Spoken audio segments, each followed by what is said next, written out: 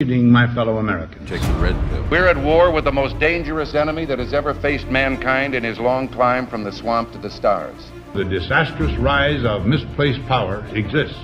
All we have built, all we have worked for, would be destroyed. There is nothing the political establishment will not do. And this nation will not be fully free until all its citizens are free. Our arms must be mighty, ready for instant action. These criminals cannot be rewarded. So that no potential aggressor may be tempted to risk his own destruction. There is a point beyond which they must not advance. They're coming after you, and I'm just standing in their way. Here I am. You and I have a rendezvous with destiny. The cost of freedom is always high. Those who had the most to lose did the least to prevent its happening. Our movement is about replacing a failed and corrupt political establishment. Well, I think it's time we ask ourselves if we still know the freedoms that were intended for us by the Founding Fathers. This is a crusade! This is a holy war against the deep state! We never wanted to be right, but yet things are all adding up to the firestorm.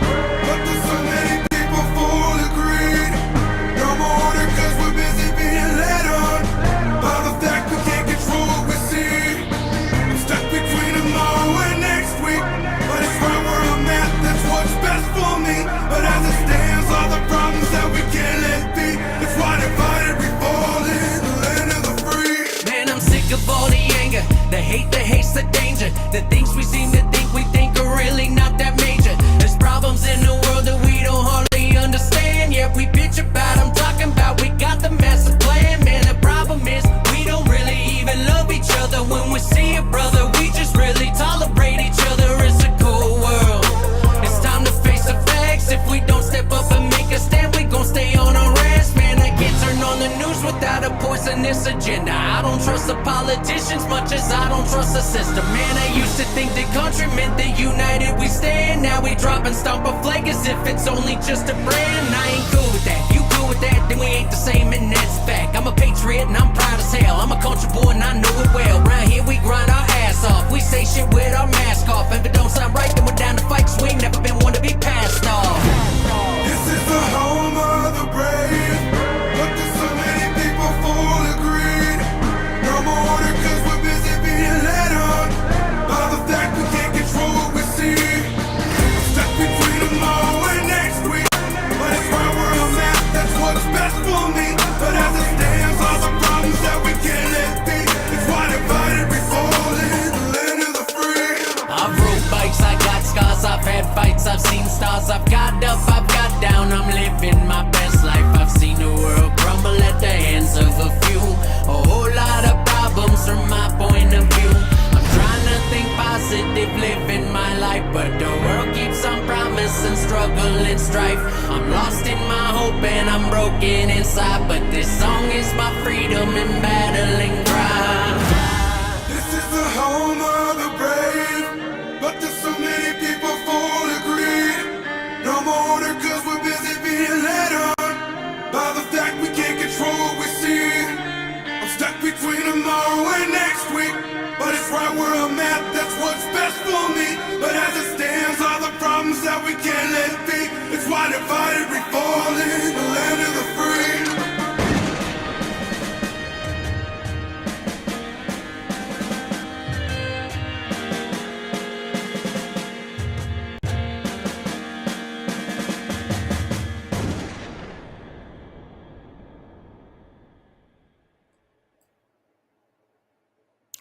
Good morning, good evening, good afternoon, wherever you are in the world. My name is Josh. Welcome to the Red Pill Project's Daily Dose, live with you Monday through Thursday, 8:30 p.m. Eastern Daylight Time. This is where we bring you the unfolding global conspiracy, and that song was Overtime, Divided We Fall, featuring Caleb Jacobson.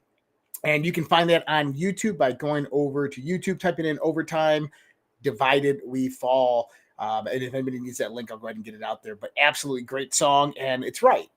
Divided we fall, we defeat ourselves. And right now there is a push, a call, a reason for unification more than ever within our communities. When I mean communities, I mean our country, the United States of America. It's been an interesting day, hasn't it? Not much news going on, but there's some interesting things flowing around. Obviously, a lot of people are talking about Tim Walz, the governor of Minnesota, the state that I live in right now, and a lot of bullshit that he talks. The guy's not a progressive. He's a socialist, if you want to just look at it in that perspective. I think it was a horrible pick for Kamala, but let them make their own mistakes. Let them crash and burn.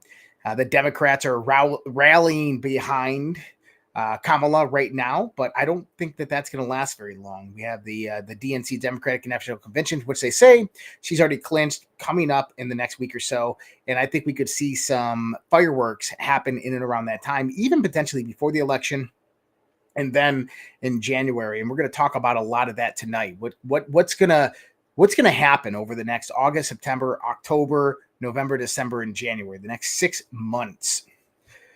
So I'm going to move this portion to the side over there because I was going to bring that up, but I want to talk about that a little bit later. So this last weekend, last Thursday, Friday, there was a sell-off in the markets. When the Japanese and Asian markets opened on Sunday, we saw a massive decline in pricing. And then obviously Monday, U.S. stocks declined horrendously, rebounding though Tuesday and Wednesday. Now there was a reason behind that. And the reasoning behind that is it's really not that complicated to understand. So Michael Burry, if you remember the movie The Great Short, he was the one who bet against the housing market in 2008 and won big, billions of dollars. He's kind of a guy who has Asperger's, but highly intelligent human being, and he's probably one of the best people to go to when you're trying to understand what's happening in the financial circles. So Michael Burry said on X this last weekend, many are speculating that this week's sell-off in the market is due to the Bank of Japan's unexpected large interest rate hike, which led to a massive unwinding of the yen carry trade. Let's break this down, and I'm going to break this down for you. But keep in mind that this has been happening for a long time, and he kind of nails it right in the middle. So let's listen to this. An investor borrows money. So first, what is a carry trade? An investor borrows money at low interest rate in one currency and uses it to invest in assets that offer a higher return in another currency. The goal is to profit from the difference between the borrowing cost and the return of investment. Sounds like a great thing. In plain English, investors were borrowing the Japanese yen at a very low interest rate, converting the yen to US dollars, high interest rate, investing US dollars into high yield assets, bonds, profit the difference between the high yield and the low cost of borrowing. Since 2006, Japan's interest rate has been rock bottom, actually negative. So this was a carry trade's green pasture until recently, due to the surge in inflation in the Bank of Japan, unexpectedly hiked rates twice, first starting in March. Rates spiked to 0.25%. He calls this part the Great Unwind. The Bank of Japan stopped buying their own bonds, hiked rates. The USD versus JPY tanked. Everyone who had short positions borrowing the yen had to cover their trades. Everyone had to dump their tech stocks and equities to cover their positions in the Japanese yen. How big are we talking? Massive institutions were involved in these carry trades, and the Bank of Japan balance sheet is vastly larger than the country's GDP, 127.5% over of GDP. The Fed's balance sheet is only 25% of GDP. The Bank of Japan balance sheet has about 5 times more influence over their market. This massive unwinding also hit a pivotal time in our economy. Horrible jobs report, 71,000 below estimates. Unemployment just hit 4.3%. we might have waited longer to lower interest rates. Tech earnings have been subpar. So Michael Burry then says, when it rains, it pours. This massive fall in the Asian markets has had a ripple effect throughout the entire world. If you, so then he says, well, this is the point that you want to understand. How massive was this? Massive institutions were involved in these carry trades.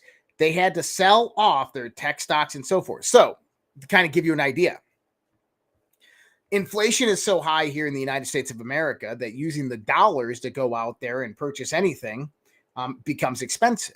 If you go to a currency that offers negative or very, very low interest rates and then convert that to US dollars, you're going to have massive buying power. And that's what institutions are doing.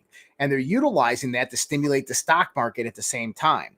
What we just saw this last weekend was them pulling out all of their positions in various different stocks to cover their short positions in the Japanese yen. This is far from over, and understand that things are going to happen very, very fast economically. And this, in my opinion, is a tool that they will utilize against us, a tool that they will utilize against us to crash the economy when they are ready to have that happen. Now, it's just ammunition in their bucket. And we have to understand that perspective, is that these people, they have ammunition to fire at us. When they fire that ammunition at us, it's used as distractions. It's used as methodologies to suppress us, to put us in states of fear. That's where we are at today. This is going to get really interesting from here on out. We're seeing the preliminary actions of global economic collapse, of World War III, of a new global pandemic. We're seeing the preliminary actions of political destabilization. The Democratic Party is at war with each other. We're going to see this here in a second. But first, let's go back to that pandemic thing.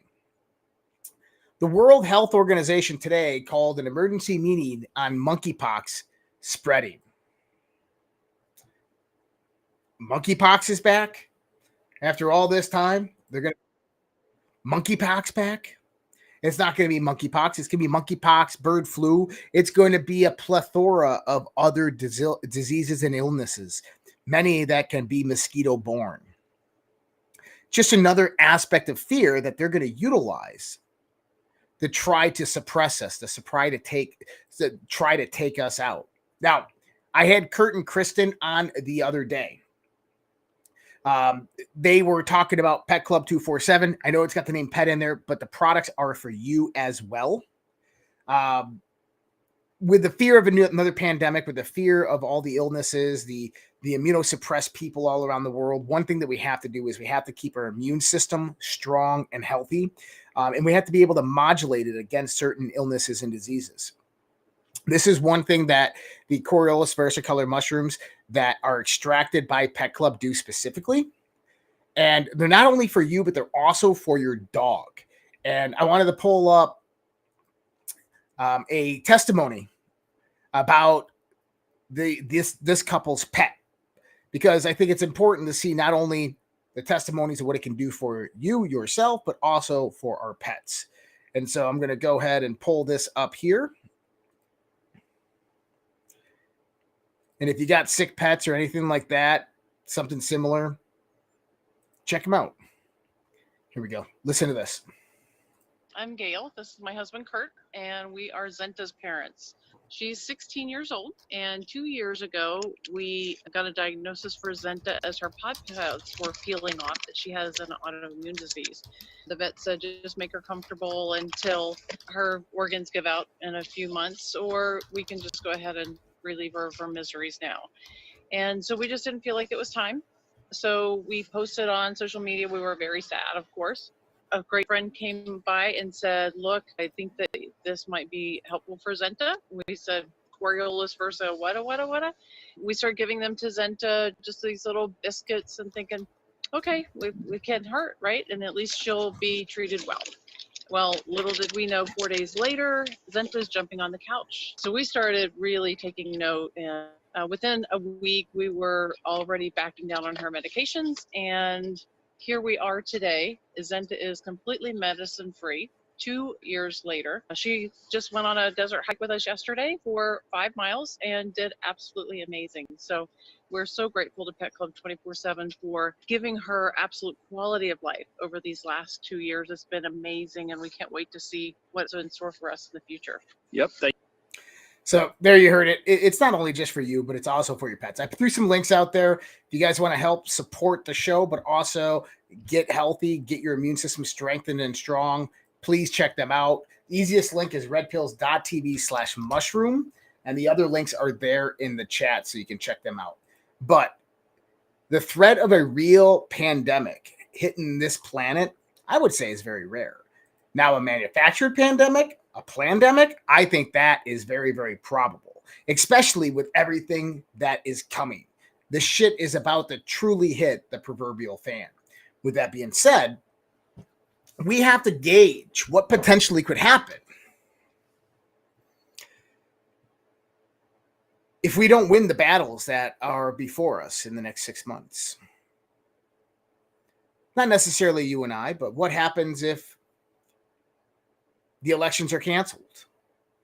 They secure power themselves. Joe Biden becomes a dictator. What happens if Donald Trump, quote unquote, loses the election? What happens if there's not a transference of power in January? What are we about to look forward to? Camel Toe, Kami Kamala, however we want to look at it, is a Marxist. And not a very bright one either. She's fucking dumb as rocks. But then on the other hand, we have Tim Walz, who is the governor of Minnesota. I want you to understand kind of who Tim Walz is. So I've lived here for a year and a half, 2 years now, and I'm learning more and more about the laws in this state, and they're pretty shitty. I'm not going to lie. There's a lot of various different restrictions, and most people in the state are conservative and red. And it doesn't make sense that Tim Walz would even win an election, but this is what we got right now. I want you to listen to this little clip right now of Tim Walz speaking on MSNBC.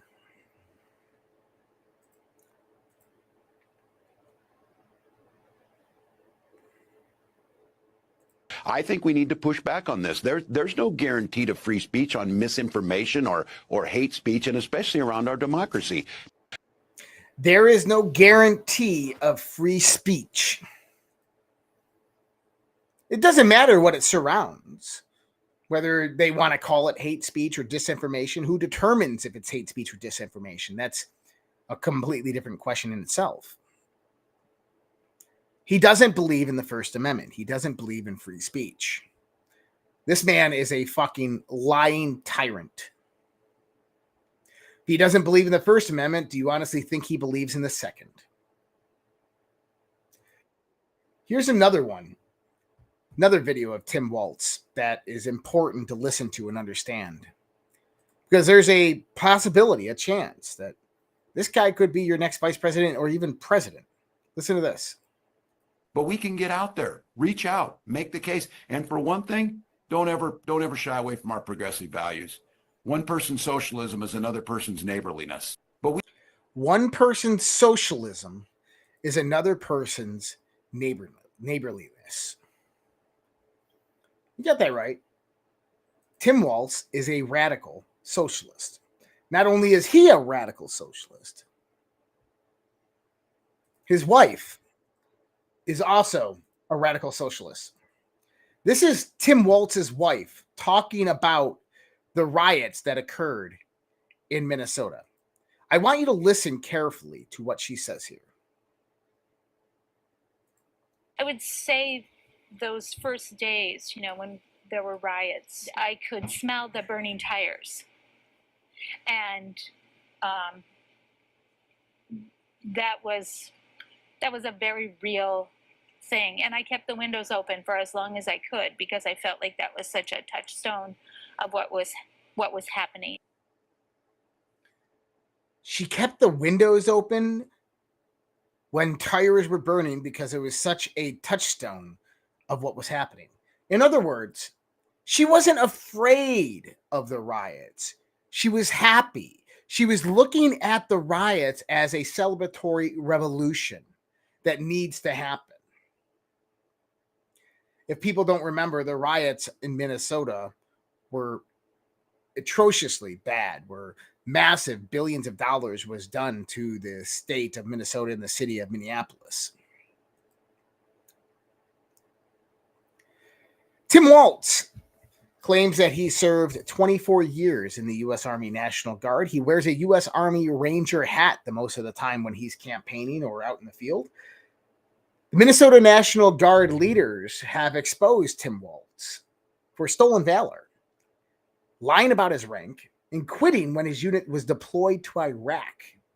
As soon as the shots were fired in Iraq, he turned and ran the other way and hung his hat up and quit, said Tom Brehens, a retired command sergeant major who replaced Governor Tim Walz on a deployment to Iraq.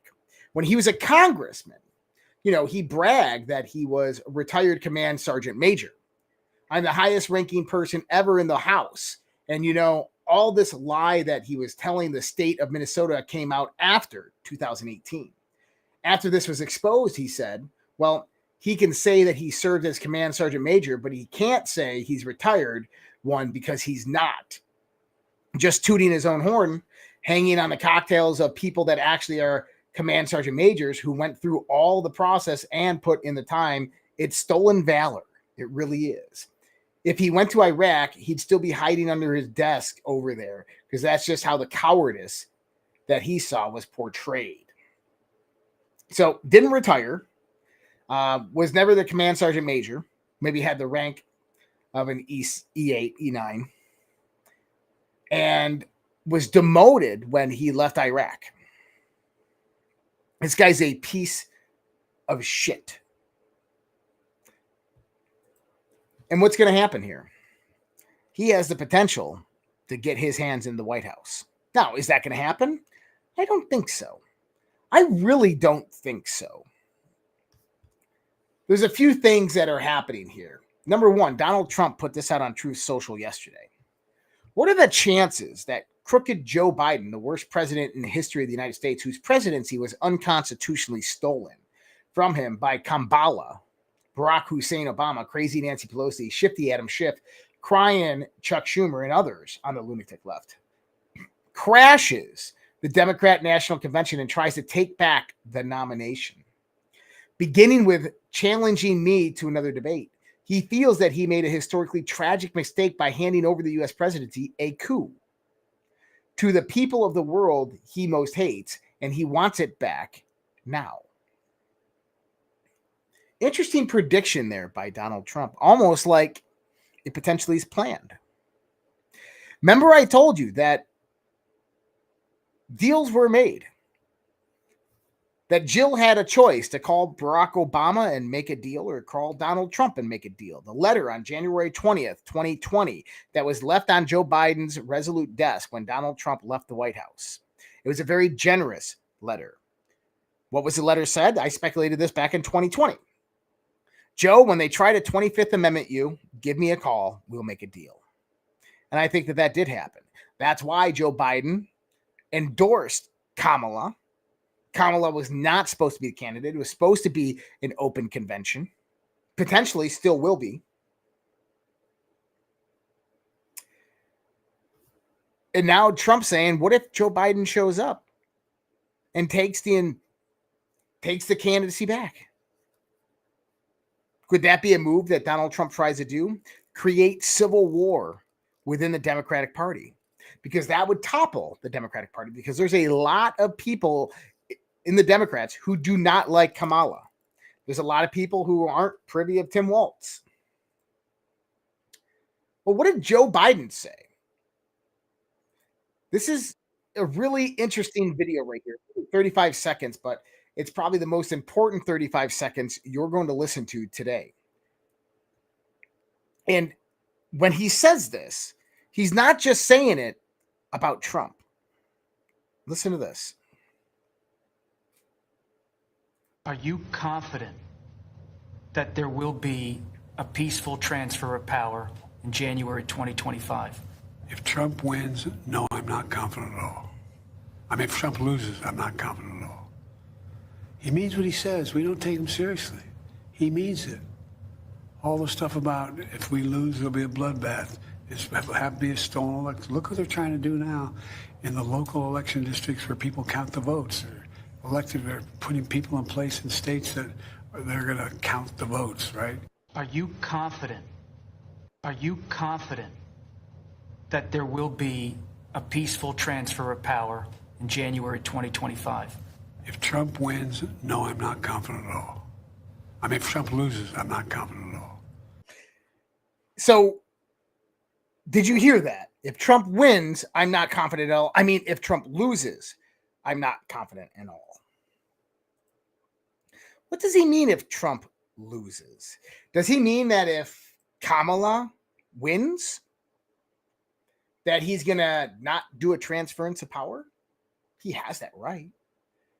What are the potentials for all this to come down? Yesterday with Ivan, myself and Ivan Racklin, we're talking about this. We talked about Jamie Raskin and how he was talking specifically about what happens with the 14th Amendment on January 6th, how Congress would stop Donald Trump from becoming president.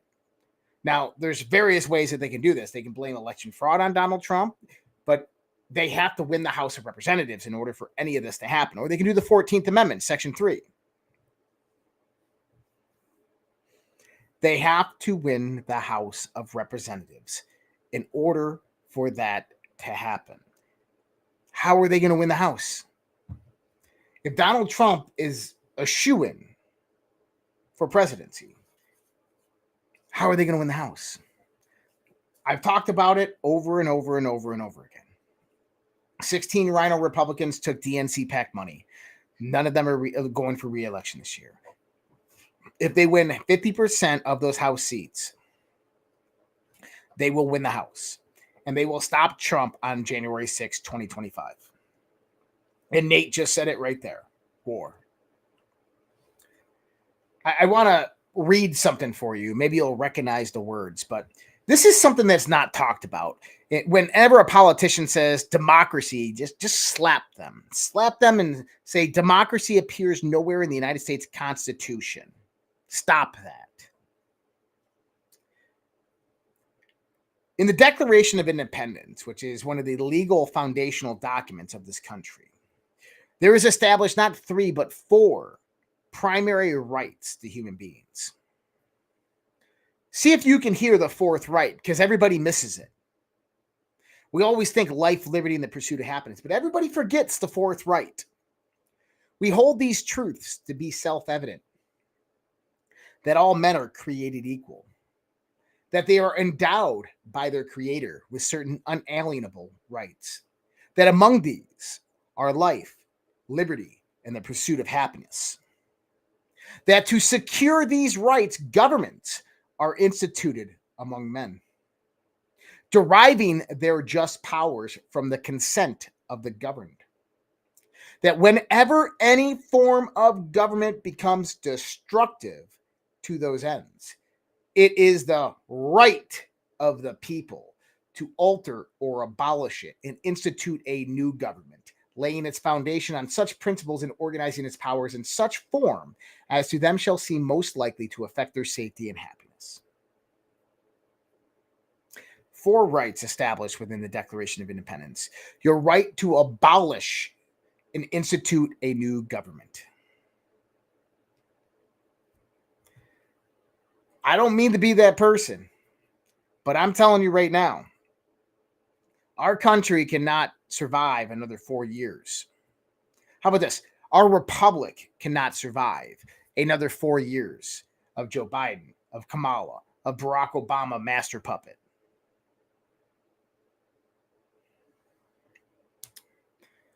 I even said it yesterday. I've been saying it as well. They're going to try new ways to get rid of Donald Trump, potentially.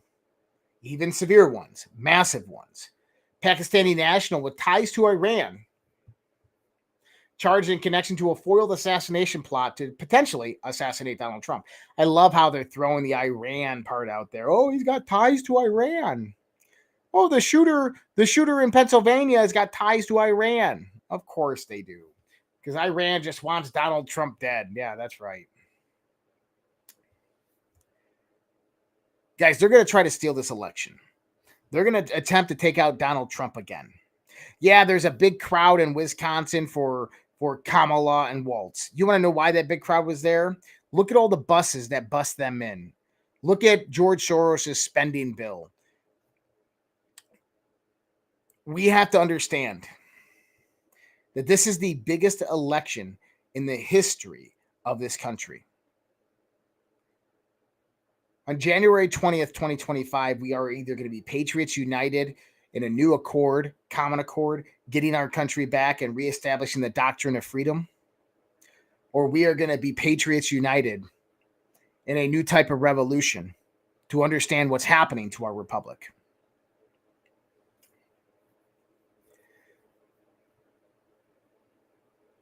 Kamala received massive amounts of campaign donations, and it's still going on right now. And this is a money laundering scheme that's going on through Act Blue. James O'Keefe, a Texas woman, denies thousands of Act Blue donations. There's no way I made those. Texas Sheriff's Office has responded. There's no way I have made all of those, says Barbara Staples of Spring, Texas, shocked to learn that Act Blue listed her as making 1,600 donations totaling $13,000, including 53 transactions in a single day.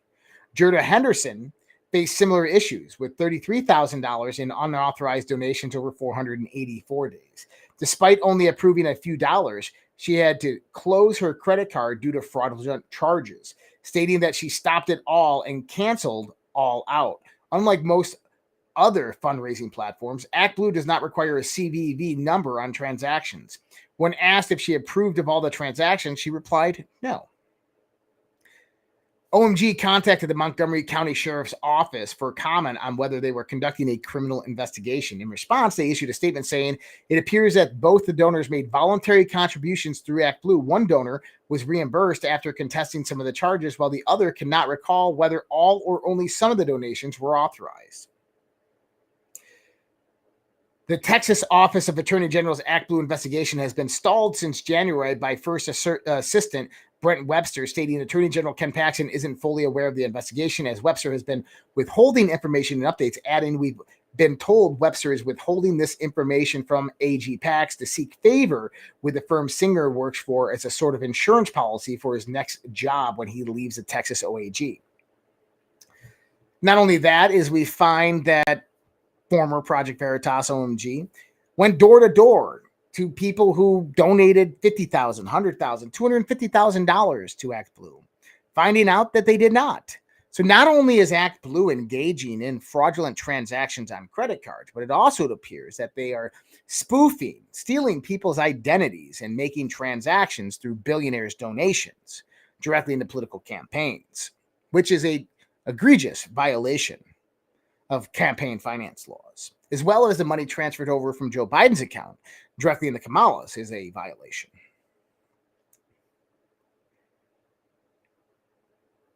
You know, there's a simple solution for a lot of this. That solution is understood that, listen, PACs and campaign donations need to go away. There needs to be term limits on congressmen and senators. One term. You only get one term. Done. One term. Not only do you only get one term, but you should only be able to take X amount of dollars in from your constituents. From your constituents, nobody else. Not corporations, not other financial, not big, large institutions, definitely not foreign governments, not corporations. You should only be able to take in campaign contributions from your constituents. And that amount of constituents, it should be limited. If two candidates are in a general election and there's 100,000 constituents and it's $5 max donation, the amount of money donated to both political campaigns can never exceed $5 million. Period. Or $500,000. 500,000. Period. Can't. Won't. Impossible. If it does, that person's immediately disqualified. See, we have to have stricter repercussions for cheating. We have to have better systems in place for detecting cheating, to investigate cheating. You can't allow a state to have its own level of investigation into an election that people in the state rigged so they could stay in power. The wolves are guarding the henhouse. This needs to stop. This garbage needs to stop. And see, here's the thing, and I hate to say it like this. If this persists like this, this country is going to be leaded into a civil war. And it's being pushed right now. It's being prodded right now. It's being instigated and incited right now. I don't want a civil war. You don't want a civil war. Nobody wants a civil war. The civil war that we get is going to be much different than the one that we envision. It's going to be one of the 10th Amendment that we've talked about, one of legality.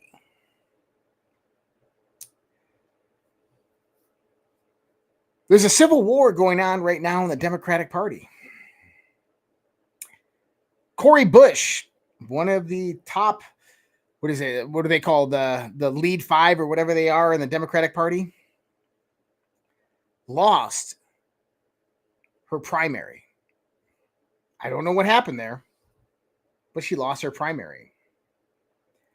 And not only did she lose her primary, but she's also speaking very similar to what happened to Madison Cawthorn. Listen to what pulling me away she says. She did not lose her primary. They did not select her for it. Yes, the squad. Thank you. Listen to this. Pulling me away from my position as Congresswoman. All you did was take some of the strings off.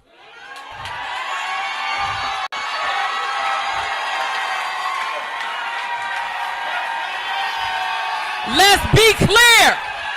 Let's be clear. Let's be clear. Let's be clear. Let's be clear. Let's be clear. Let's be clear. Let's be clear. I think she wants to. Let's talk about what it really is. Because see, now I don't have to worry about some strings that I have attached, and as much as I love my job. But all they did was radicalize me, and so now they need to be afraid. All they did was radicalize me. Now I'm not afraid.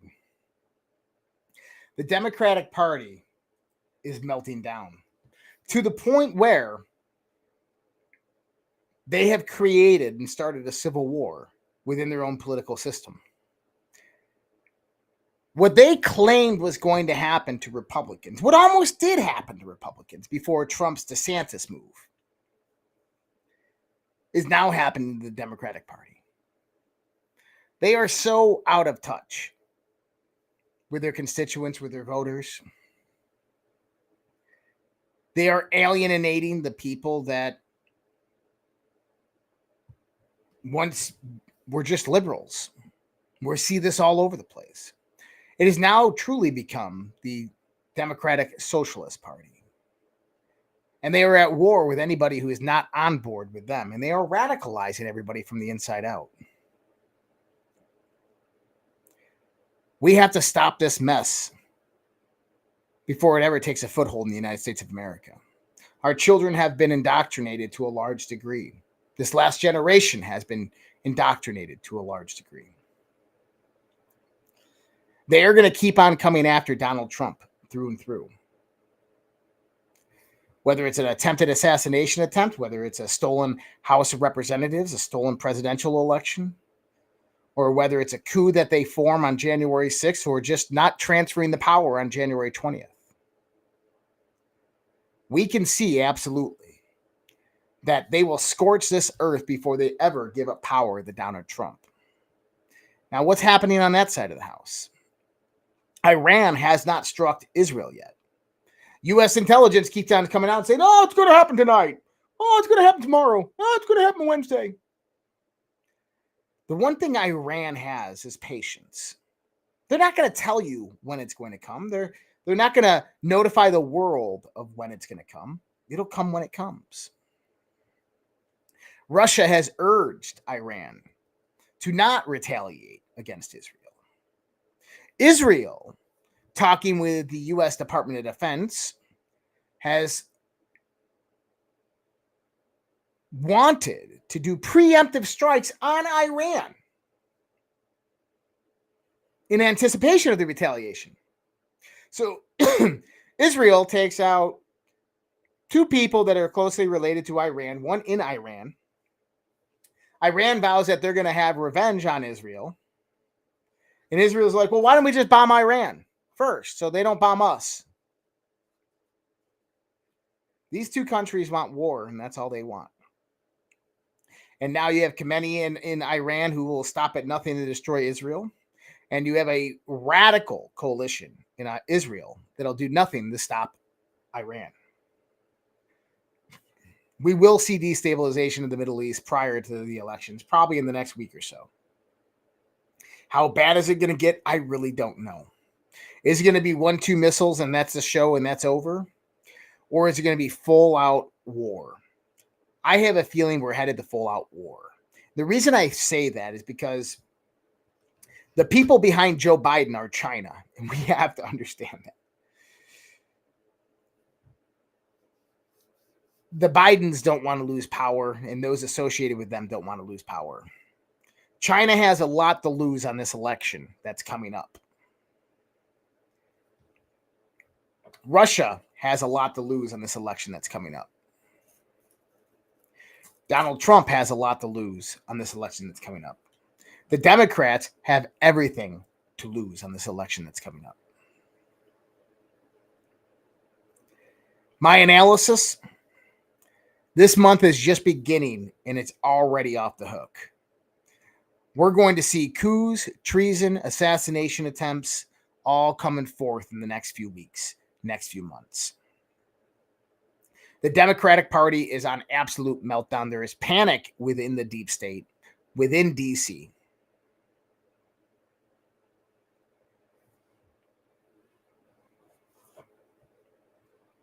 In September, I think things are going to escalate. We potentially could see some type of economic black swan September, October timeframe.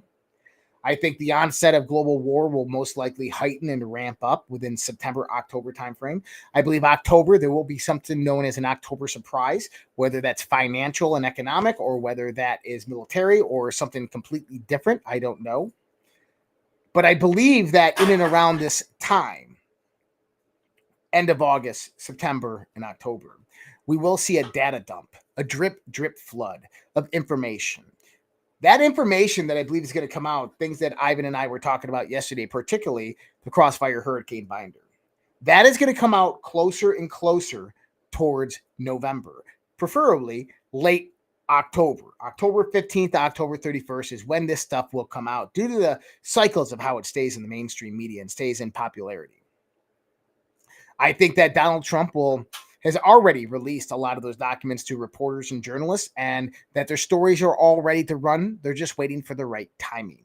And I think that will be happening around late October. I think that we have various scenarios that can happen in November for the elections. Number one, if global war breaks out, there will be a draft and we will not have an election. Two, that there could be a global pandemic, a global EMP attack, there could be terrorist attacks, there could be a lot of different things to where the elections don't happen. The third aspect is that Donald Trump is another attempted assassination or assassination of Donald Trump does happen before November 5th. Those are all possibilities, very good possibilities. There's a slight chance, good chance, that the election does happen and Donald Trump does win. In that case, they'll try to steal the House of Representatives. There's a slight chance that Kamala wins, or whoever the candidate that comes out of the DNC wins. Ray Dalio, in talking about his book, The New World Order and Surviving the New World Order, was asked what he believes was going to happen in the 2024 presidential election. He said it doesn't really matter what happens in the presidential election. If the Republicans win, the Democrats won't believe it, and there will be civil war. If the Democrats win, the Republicans won't believe it, and there will be civil war. He says the ultimate outcome is that we're going to go to civil war. This is the ultimate outcome that the globalists and deep state have wanted since day one. They almost had it a few weeks ago when they attempted the assassination attempt on Donald Trump. And yes, it would have led to civil war. But now they will potentially get it on Election Day, if Election Day even happens.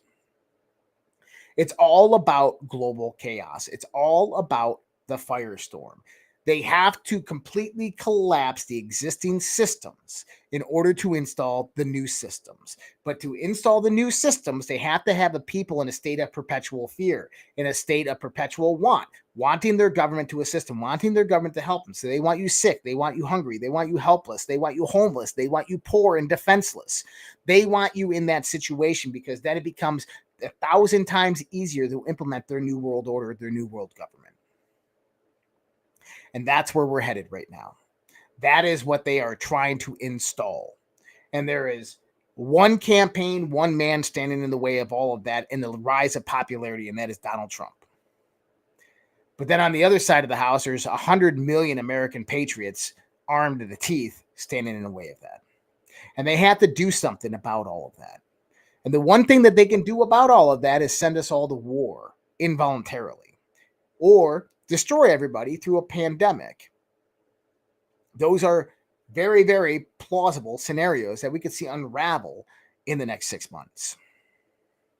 We're going to keep our eyes open. We're going to keep on figuring out what's going on in the world, guys. Listen, if you want to go over in Pet Club 247, you heard that testimonial. You can check them out. redpills.tv/mushroom. You can also go to redpills.tv/pets. It's one way to help support everything that we do here. You can also go over to redpills.tv. We have a Give, Send, Go campaign. We have a PayPal. If you want to go to our Give, Send, Go, redpills.tv/go. redpills.tv/go. But please, wherever you're at, subscribe, like, comment as well. Go to redpills.tv/go. Check that out. Go to redpills.tv. Subscribe over there. That's all I have for you tonight. Tomorrow night, we'll be back. Potentially, we'll have a guest, but Q&A tomorrow night on Social Red Pill, socialredpill.com. You can check that out. Much love, respect. God bless you guys. You guys take care. Have a great night. We'll see you guys tomorrow. Spoon. That's impossible. Only try to realize the truth. What truth? There is no spoon.